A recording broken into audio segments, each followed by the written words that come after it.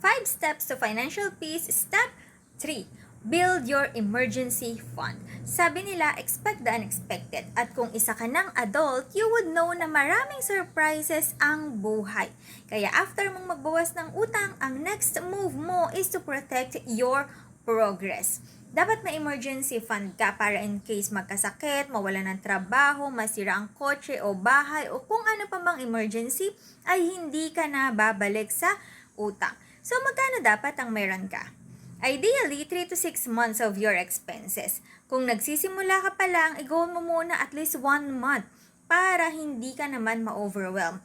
Tapos, work your way up na lang. Build momentum lang gaya ng sa step 2. Tapos, huwag mong iiwan sa high-risk investment. Kailangan liquid at accessible siya whenever kailanganin mo. Consider mo na lang yung mga high-interest savings account gaya ng digital banks. Covered naman din sila ng PDIC. Emergencies will happen. Ang question, ready ka na ba in case na dumating na? See you in step 4. Thank you!